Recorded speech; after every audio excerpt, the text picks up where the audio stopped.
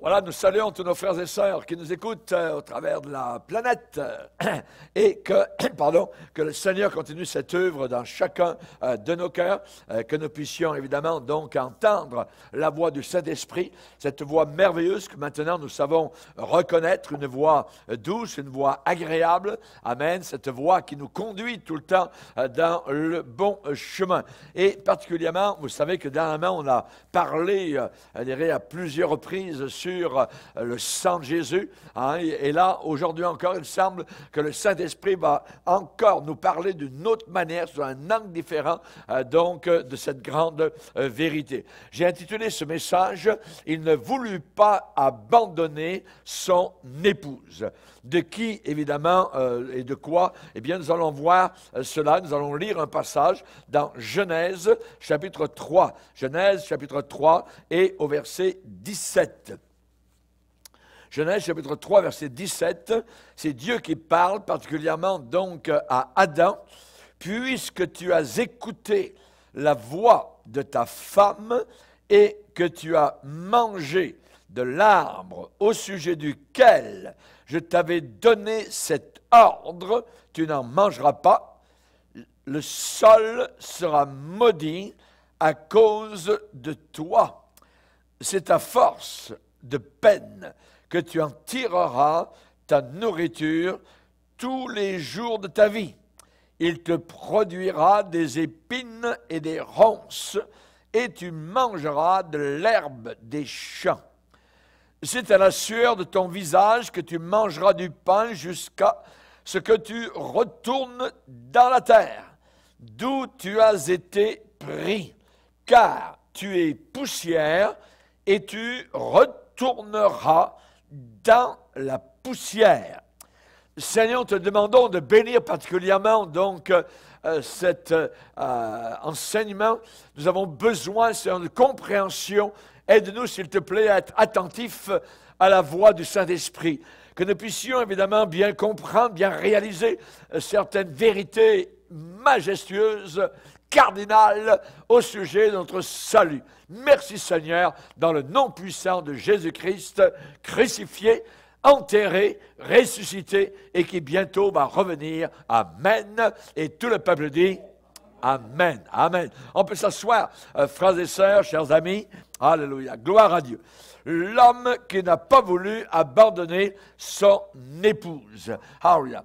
Il n'a pas voulu la mécontenter, il n'a pas voulu la heurter, mais il a voulu lui plaire. Il a voulu non pas la contrarier, mais il a voulu la contenter. Il, évidemment, a fait quelque chose de terrible dont aujourd'hui nous en subissons encore les conséquences. Puisque tu as fait cela, puisque tu as écouté la voix de ta femme, c'est ce que Dieu a dit à Adam. La Bible a une parole dans le Nouveau Testament, dans 1 Timothée 2,14, où il est dit « Ce n'est pas Adam qui a été séduit. Ce n'est pas lui qui a été séduit. C'est la femme qui a été séduite. » Donc, nous allons voir quelque chose de fort intéressant et de captivant. Adam n'a pas été trompé. Adam n'a pas été borné, Adam n'a pas été dupé. Adam a agi délibérément, sans aucune contrainte. La Bible est claire, elle en donna aussi à son mari qui était auprès d'elle, et il en mangea. Adam a agi les deux yeux ouverts, délibérément, et il n'a pas voulu abandonner son épouse. Adam connaissait la pénalité, Adam connaissait la parole de Dieu, ce que Dieu lui avait déclaré. Le jour où tu en mangeras, tu mourras. il savait. Mais à côté de lui, il avait son épouse. Et c'est elle qui a été séduite par le serpent. Et Adam, donc, connaissait la sanction à la transgression. Adam a reconnu le séducteur, le trompeur. Alors, question, pourquoi? Pourquoi a-t-il fait cela? Eh bien, Adam, je vous demande toute une attention aujourd'hui, parce que c'est une vérité puissante. Adam est une représentation, une image, un type, un symbole de Jésus-Christ. La Bible l'appelle le dernier Adam, Jésus. Ou encore dans Romains 5, Adam, lequel est la figure de celui qui devait venir. Adam, la figure de celui qui devait venir. Et Paul va dire aux Corinthiens, comme tous meurent en Adam, de même aussi, tous revivront en Jésus-Christ. Aucun des deux n'a voulu abandonner sa chère épouse à un état de solitude. Les deux, Adam et Jésus, étaient prêts à accepter toutes les conséquences de la séparation d'avec Dieu. Les deux étaient prêts à accepter de devenir péchés pour s'associer l'un à l'autre. Leur amour envers leur épouse ne voulait pas partir. Voyons le contexte. Satan a pris la domination. Il a par exemple amené le royaume animal en harmonie avec son royaume à lui. Satan a répandu le désordre. Le renard soudain s'est jeté sur le lièvre. Satan a répandu l'animosité. L'aigle est descendu à vive allure sur la poule pour manger la poule. Toute la création a commencé à gémir. Toute la création a commencé à souffrir. Et dans Romains, chapitre 8, il est dit, la création attend maintenant, avec un ardent désir, la révélation des fils de Dieu, parce qu'elle a été soumise, la création, à la vanité, à l'inutilité, au péché, à la futilité, à la bulle de savon qui éclate. Non de son gré, la création, mais à cause de celui qui l'y a soumise. Romains 8. Donc nous voyons particulièrement que l'insurrection a été introduite à partir d'un autre monde. L'insurrection n'a pas été conçue à partir de cette planète. C'est un être créé, très beau, qui est devenu maléfique et qui un jour a commencé à avoir des paroles d'orgueil et à déclarer « Je monterai au ciel, j'élèverai mon trône au-dessus des étoiles de Dieu, je m'assierai sur la montagne de l'assemblée, je monterai sur le sommet des nues, je serai semblable au Très-Haut. » Cela a commencé là-haut dans un autre monde. Satan s'est rebellé contre le siège gouvernemental. Et cette guerre s'est répandue sur la terre. Et aujourd'hui, les questions fusent de toutes parts. Pourquoi ce tumulte parmi les nations? Pourquoi ces vaines pensées parmi les peuples? Pourquoi les rois de la terre se soulèvent-ils et les princes se liguent-ils avec eux contre Dieu et contre son oint? Que disent-ils? Délivrons-nous de leur chaîne. Dieu son service est une chaîne. Dieu veut notre esclavage. Voyez. Évidemment, donc, nous voyons que cela est appelé dans le Nouveau Testament le mystère de l'iniquité. C'est mystérieux.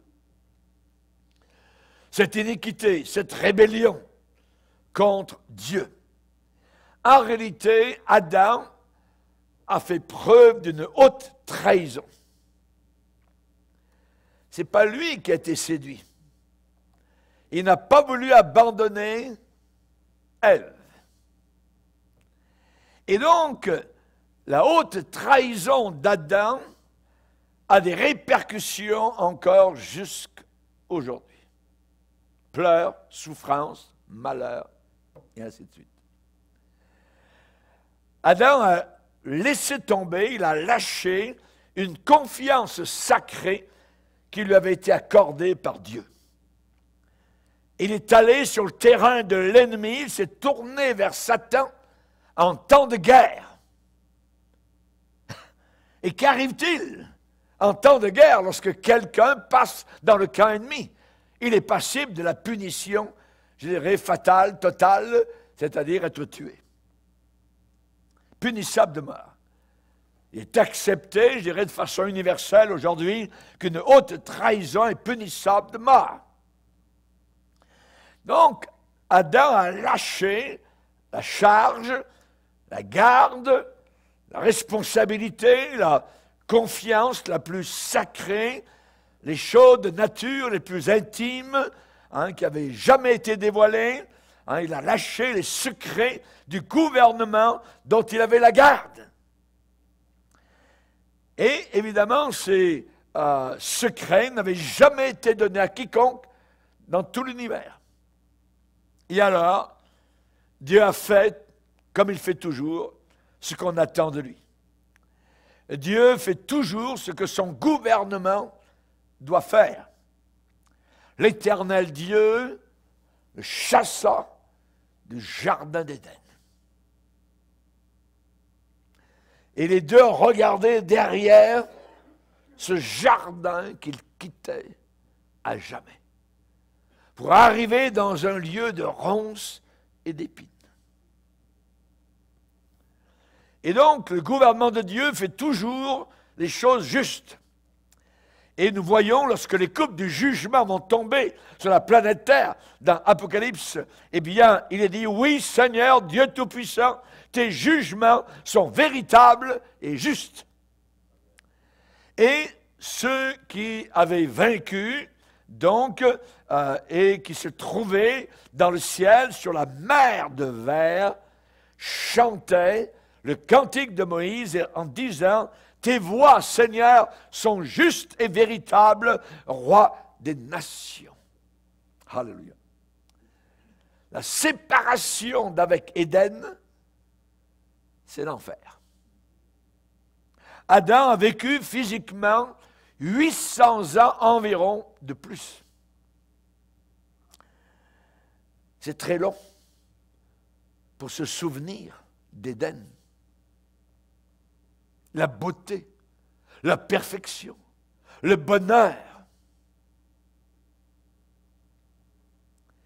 Et donc, il a vécu 800 ans en se souvenant. Après la naissance, donc, de Caïn, d'Abel et de Seth, leur troisième fils. Et il y en a un qui a été le premier tueur, vous le savez, Caïn. La grande histoire du salut nous fait poser la question, comment quelque chose qui a été perdu, déchu, peut-il être regagné, retrouvé, redonné, donc repris? Une autre question, c'est quels sont les droits de Satan et pour combien de temps?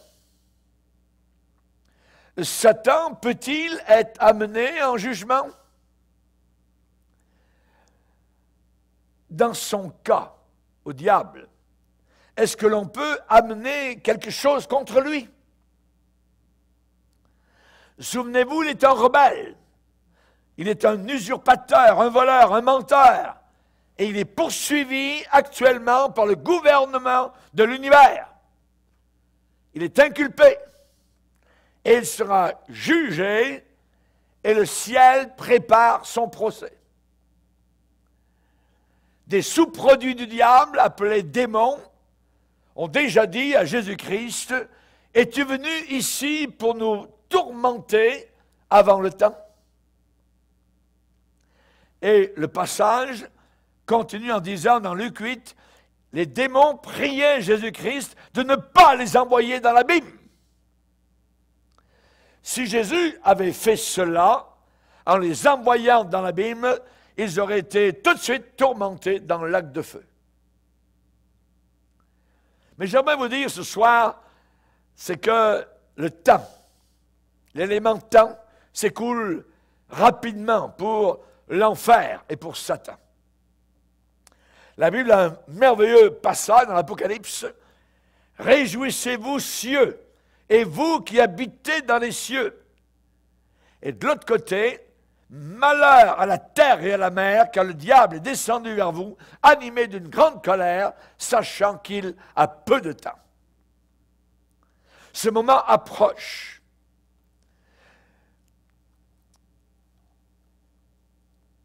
Pourquoi, pour quelle raison, Satan ne pourra-t-il pas garder continuellement ce qu'il a obtenu d'Adam? La réponse est simple. Jésus. Jésus. Jésus a contesté les actions de Satan. Retire-toi, Satan, car il est écrit, tu adoreras le Seigneur ton Dieu et tu le serviras lui seul. Satan s'est établi lui-même comme gouverneur, je dirais, du présent système mondial. La Bible dit qu'il séduit toute la terre. Il a squatté la terre. Il a accaparé la terre. Il a monopolisé la terre. La terre est sous occupation diabolique, sous la botte du diable. Dans Éphésiens chapitre 2, il est dit, on l'appelle prince de la puissance de l'air, l'esprit qui agit maintenant dans les fils et les filles de la rébellion. Il patrouille cette zone entre le ciel et la terre. Il s'oppose à tout effort de l'homme qui irait vers Dieu.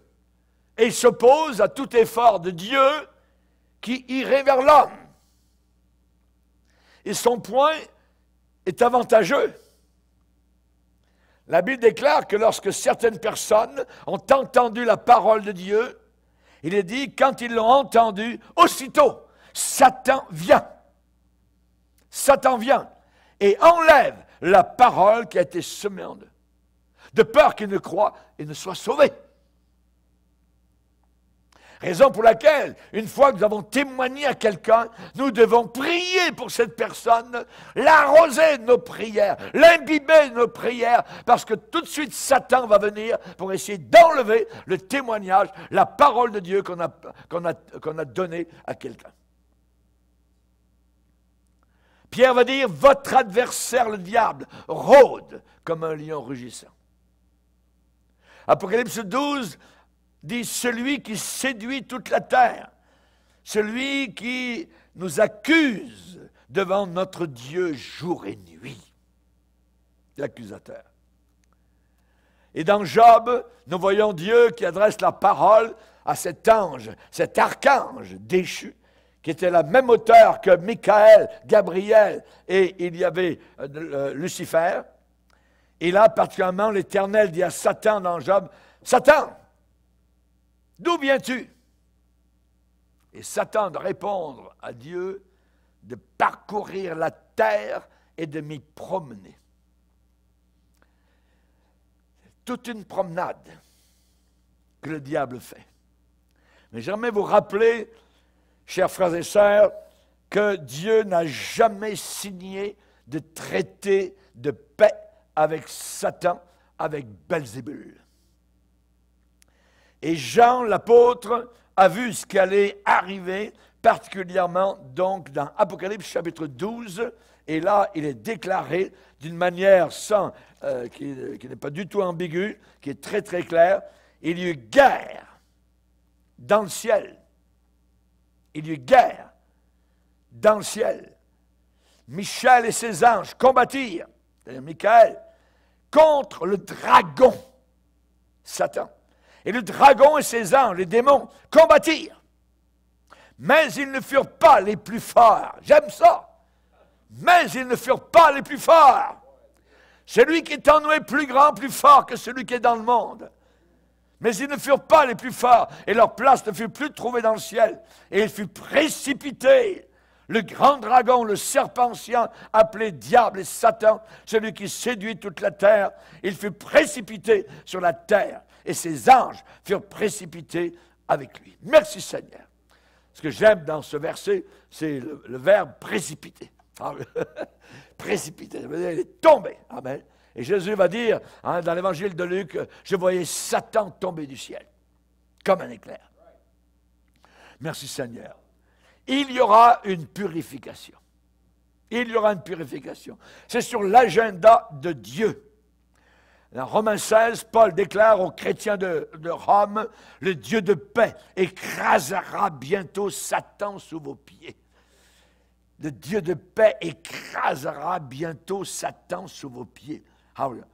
Et quand cela sera accompli, eh bien le prochain pas pour le Seigneur sera de venir, d'établir son royaume millénaire pendant 1000 ans sur la planète Terre, et il va rétablir les affaires sur Terre. Tout est à l'envers aujourd'hui. Tout est désordonné. Ouais. Et après 1000 ans, où Satan, pendant ces 1000 ans, aura été emprisonné, lorsqu'à la fin des 1000 ans, Satan est relâché, eh bien, le croiriez-vous, Satan reste Satan. Son emprisonnement pendant 10 siècles ne changera pas du tout son caractère. Et Satan va prouver éternellement que Dieu avait raison à son sujet dès le commencement. Quand il lui a dit, tu seras maudit et je mettrai inimitié entre toi et la femme, entre sa postérité et ta postérité, et la postérité de la femme t'écrasera la tête. La postérité de la femme, c'est Jésus-Christ, et sa tête a été écrasée à Golgotha lorsque Christ est mort, ensanglanté pour chacun de nos péchés.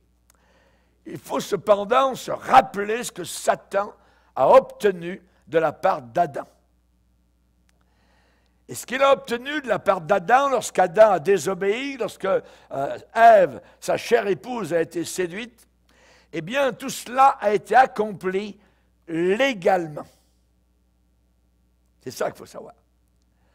Ça s'est fait de façon légale. Satan a agi légalement lorsqu'il a obtenu d'Adam, donc, ce qu'il a obtenu.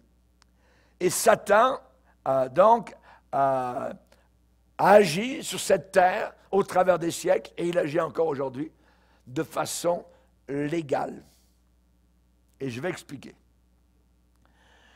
Dieu ne jugera pas Satan pour tout ce qu'il a fait pendant ces 6000 ans environ, parce que Satan a eu le droit légal de le faire. Adam lui a donné ce droit.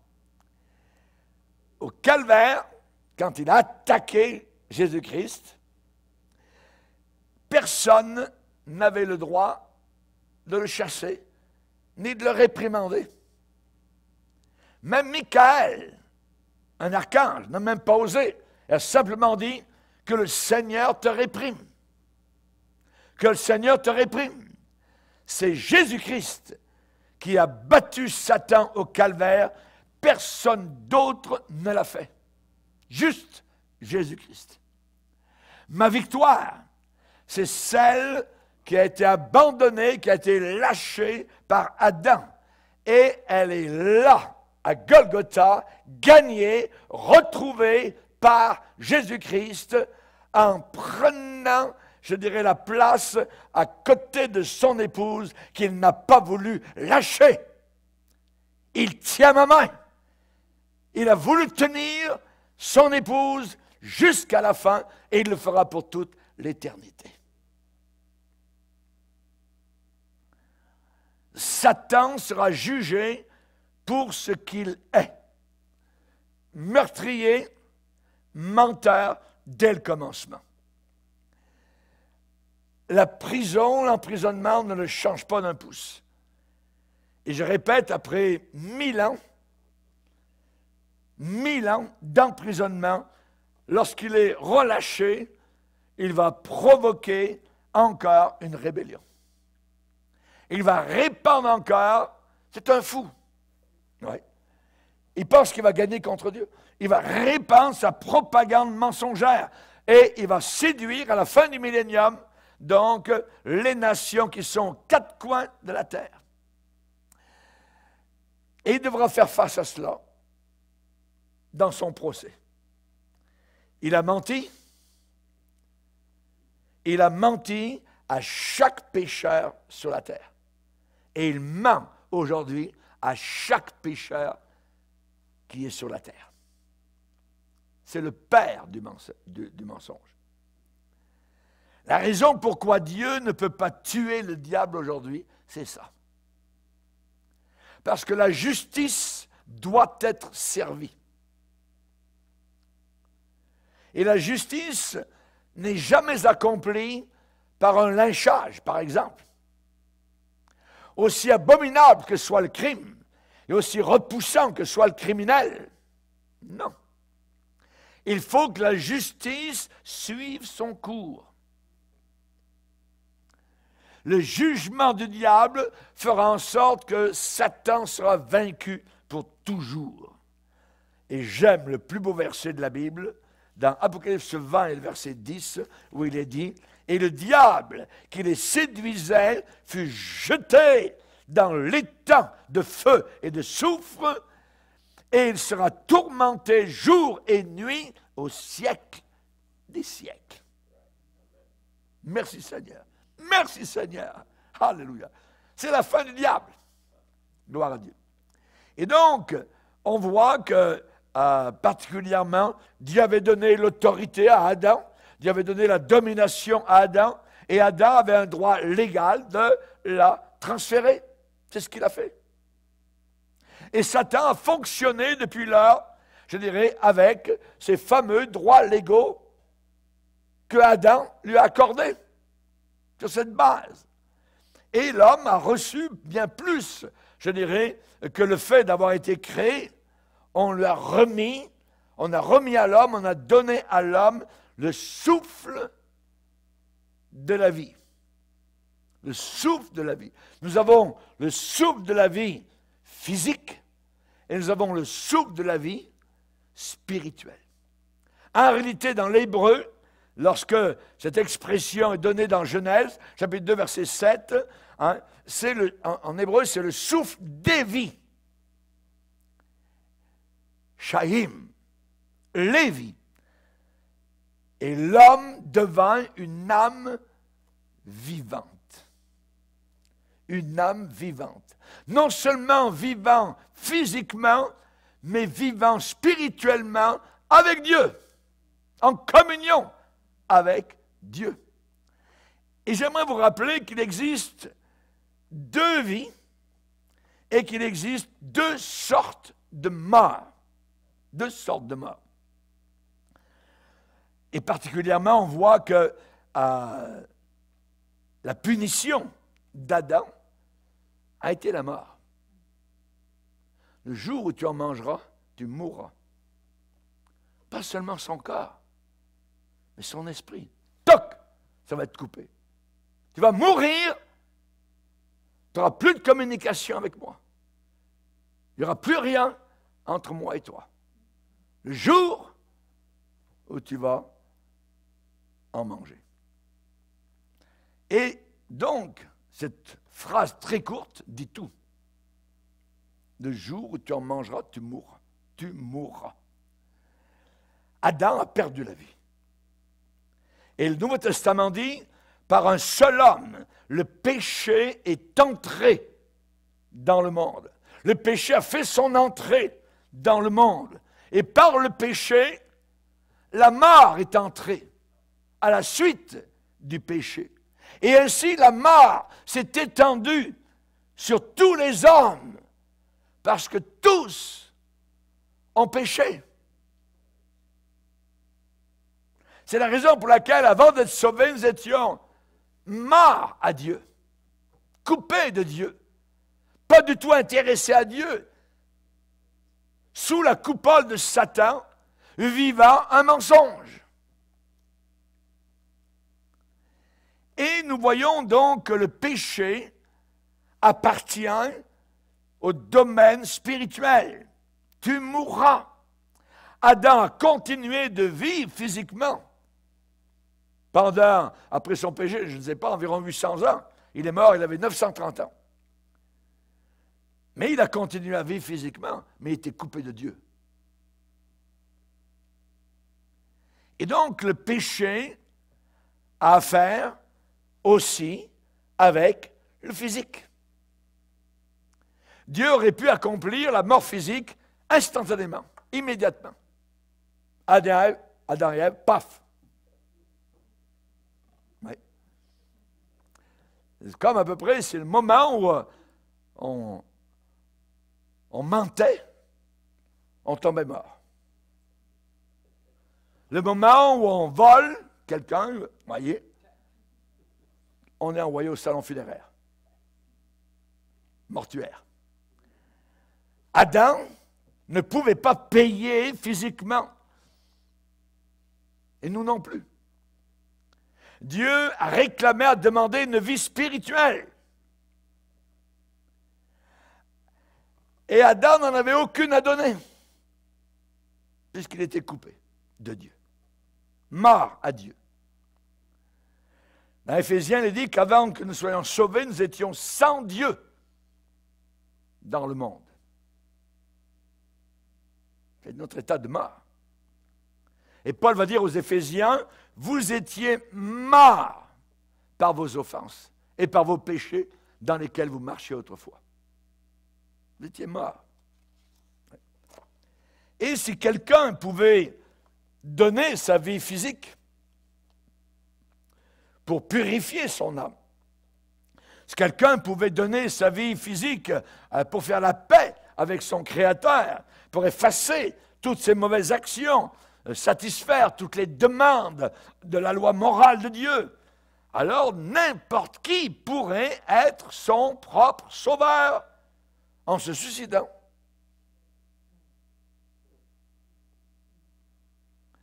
Mais la question à résoudre est premièrement à l'intérieur, avant qu'elle soit à l'extérieur. Premièrement, je mens dans mon cœur avant de mentir sur mes lèvres. Ça se passe dans le cœur, en premier. L'adultère, c'est convoiter premièrement dans son cœur avant de commettre l'acte. Le problème, c'est qu'avant d'être sauvé, je n'ai aucune vie spirituelle à donner. J'ai trahi comme Adam. Nous avons tous été des traîtres, comme Adam. À l'intérieur, je suis donc mort.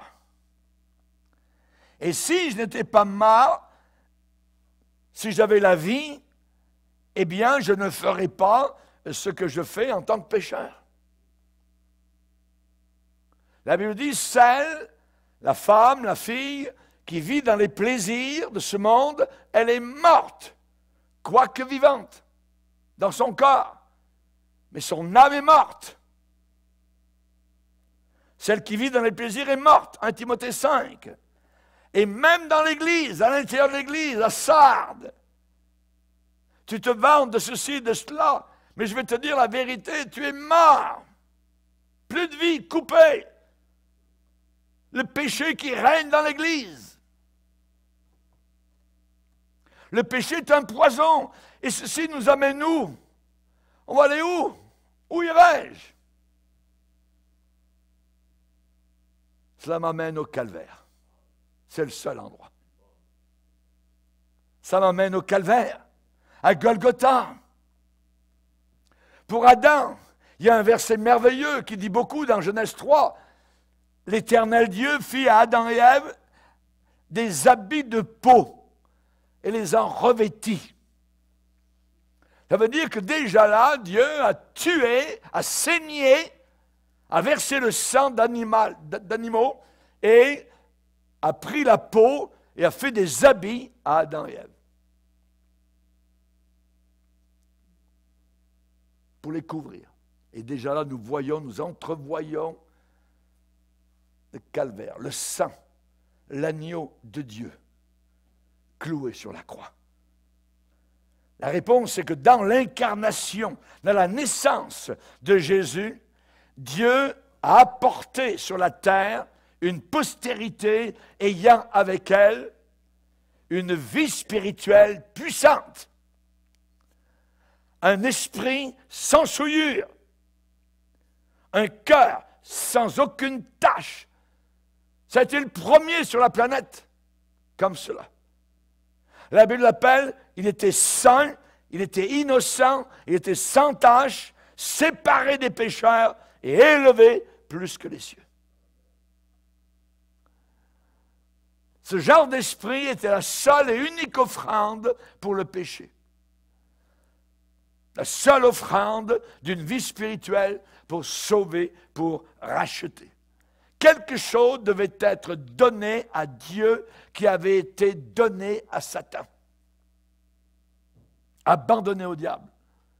C'est la signification de Golgotha. Paul va dire dans 2 Corinthiens 5, 21, « Celui qui n'a pas connu le péché, Jésus, Dieu le Père l'a fait devenir péché pour nous, afin que nous devenions justice de Dieu. » Quel échange! Quel bargain! Quel marché! Glorieux, merveilleux! Je vais répéter ça, c'est trop beau. Celui qui n'a pas connu le péché, il l'a fait devenir péché pour nous. Il n'a pas voulu abandonner sa chère épouse, afin que nous devenions en lui reine du ciel. Nous devenions en lui justice de Dieu. Observez bien attentivement. Adam avait tendu la main vers le fruit interdit, défendu. Il avait choisi de se faire plaisir, de faire sa propre volonté. Il a tendu la main vers le fruit défendu. Jésus, lui, il a étendu la main vers la coupe du péché. Et il l'a saisie pour la boire jusqu'à la lie. Jésus s'est soumis à la volonté de Dieu et non pas à la sienne. C'est l'épreuve, c'est le test, c'est l'examen. Être gouverné ou ne pas vouloir être gouverné. Jésus a fait face à la coupe. Quelle répulsion! Quelle saleté, quelle puanteur! Mon péché! Mon Père, s'il est possible! Mais ce n'était pas possible. S'il est possible que cette coupe s'éloigne, c'est trop mauvais, c'est trop méchant. Il avait dit, Abba Père, toutes choses te sont possibles, éloigne de moi cette coupe. Toutefois, non pas ce que je veux, mais ce que tu veux. Jésus s'est identifié totalement à la race humaine, la race des pécheurs, la race perdue, la race impie, la race rebelle. Et la Bible dit que c'était pour chacun de nous. Regardez dans le jardin de Gethsémani, Jésus est là, évidemment, en train de prier, il pleure, tout ça, il combat, il lutte. Et là, pas très loin, il y a 3 formes humaines. Pierre, Jacques et Jean. Pierre, Jacques et Jean sont dans le jardin de Gethsémani. Ils représentent tous les hommes, coupés de la source de vie. Comment sont-ils?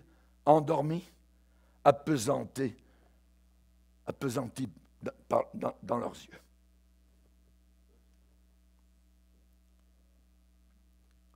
La nouvelle naissance,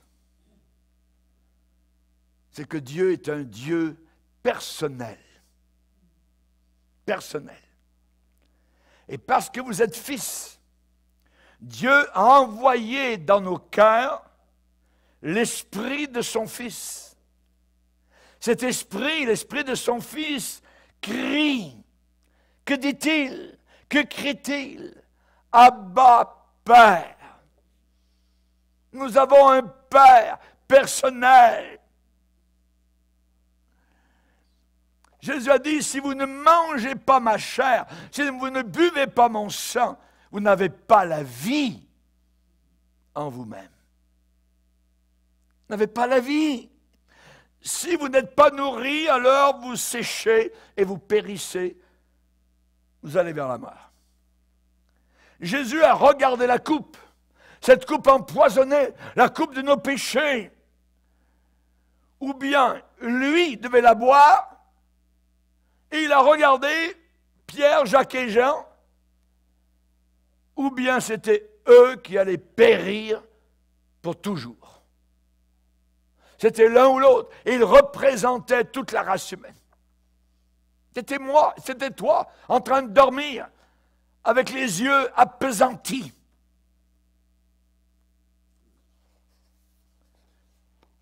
Nous sommes sur un terrain 3 fois saint. Et 3 fois, Jésus-Christ a réclamé, a crié, il a demandé 3 fois que la coupe s'en aille. Et il a regardé en même temps vers les hommes.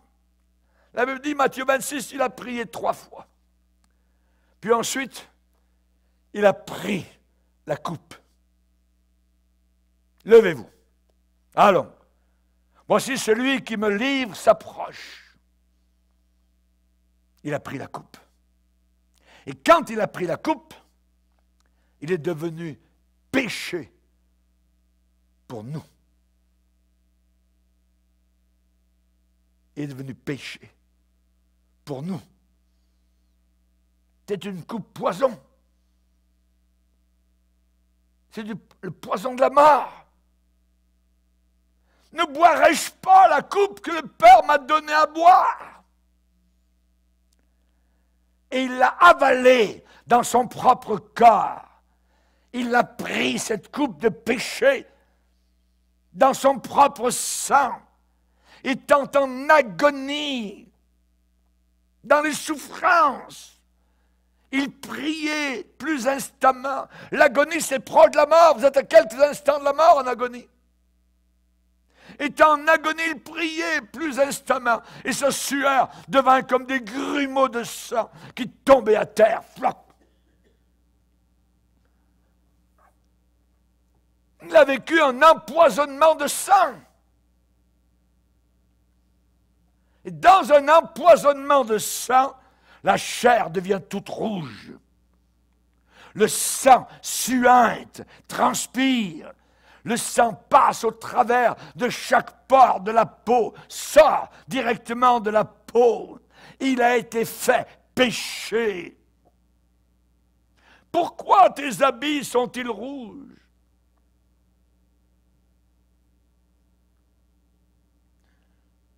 Jérémie a dit, regardez, voyez s'il est une douleur pareille à ma douleur.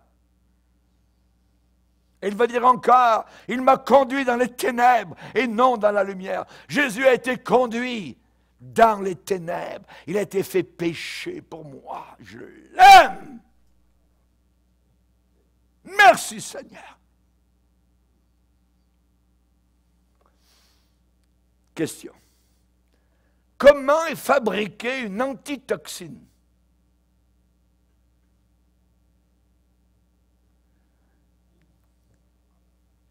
Une substance qui détruit ou annihile les toxines.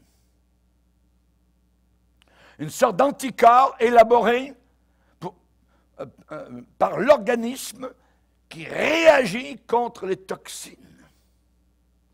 Toxine vient du grec toxikon. Toxikon, ça veut dire poison. En latin, toxicum, poison. Par exemple, le serpent appelé le cobra. Le venin du cobra, quand il est sorti, il est extirpé par pression et versé dans un récipient. Injecté ensuite dans le système sanguin d'un étalon, cheval. Un cheval mâle est capable d'absorber, d'accepter cette mort supposément instantanée.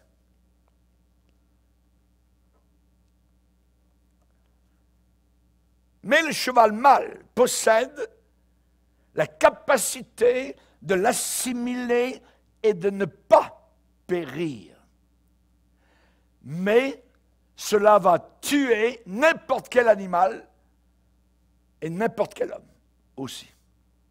Mais un étalon peut survivre.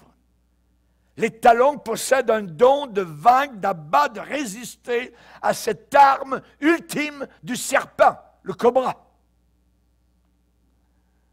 Cette victoire, c'est l'antitoxine qui est retirée ensuite du cheval et va sauver la victime d'une piqûre de serpent.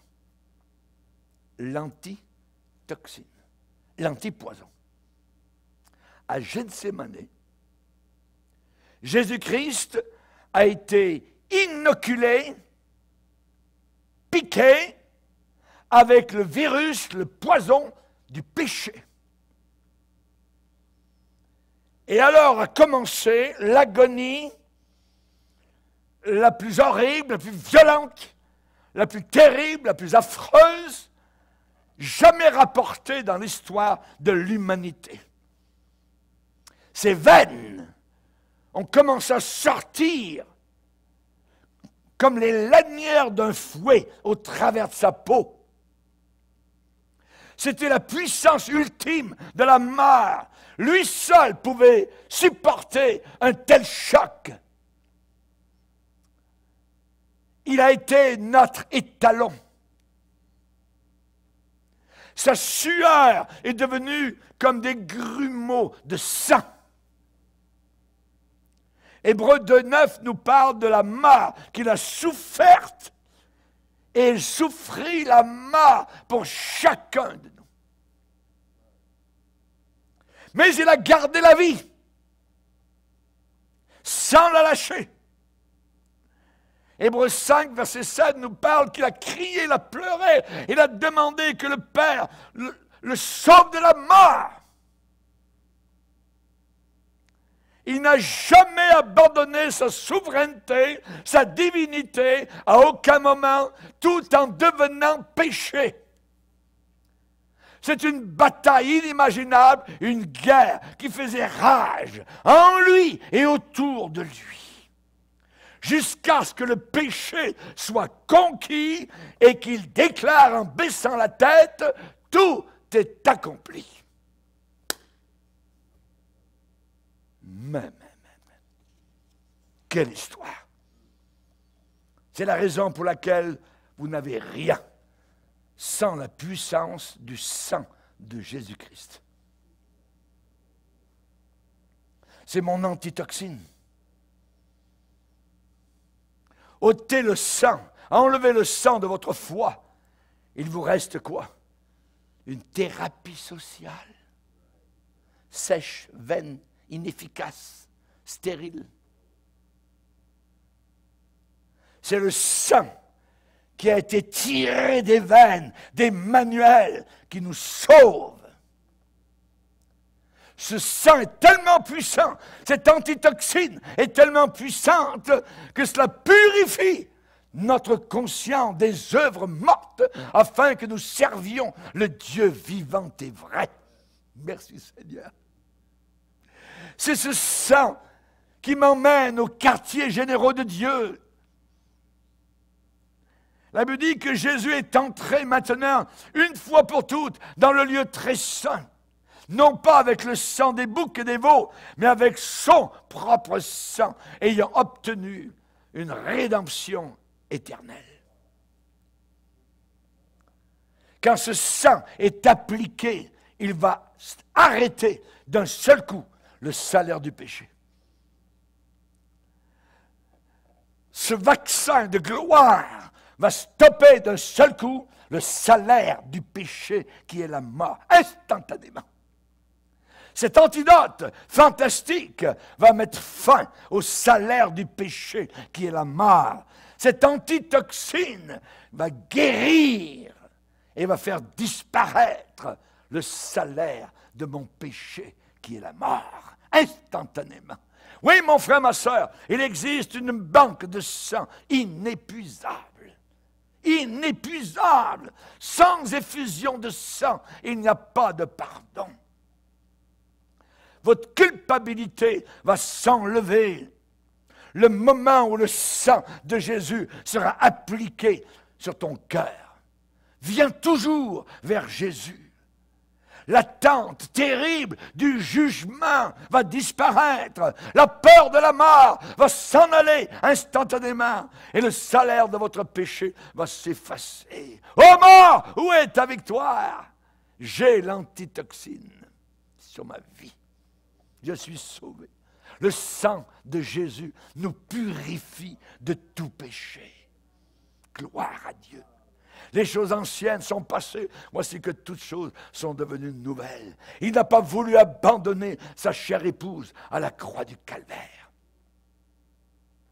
Merci Seigneur. Sachant que ce n'est pas par des choses périssables, par de l'argent ou de l'or, que nous avons été sauvés de la vaine manière de vivre que nous avions hérité autrefois de nos parents, mais par le sang précieux de Jésus-Christ. En lui, nous avons la rédemption par son sang, la rémission des péchés selon la richesse de sa grâce. Nous sommes l'Église du Seigneur qu'il s'est acquise par son propre sang. Par son propre sang.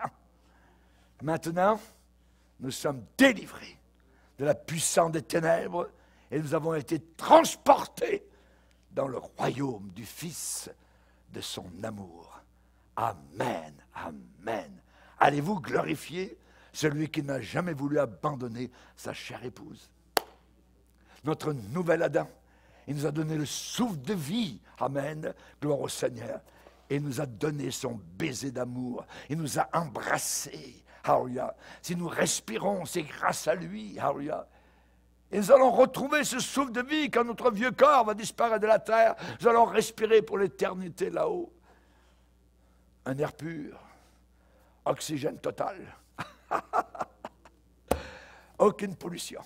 Alléluia. Que Dieu soit glorifié. Seigneur, nous voulons t'adorer, nous voulons te bénir, nous voulons te glorifier. Alléluia. Tout a été retrouvé. Ce qui était perdu a été maintenant ramené. Merci Seigneur. Merci, tu nous as ramenés, Seigneur. Tu nous as délivrés. Alléluia. La drachme qui avait été perdue a été retrouvée. Le fils prodigue est revenu à la maison. Alléluia. Nous te glorifions. La brebis abandonnée dans les buissons, dans les épines de la vie, Seigneur. Maintenant, Seigneur, tu l'as vu, tu as eu pitié, tu l'as pris sur tes épaules. Alléluia, tu l'as ramené au bercail céleste.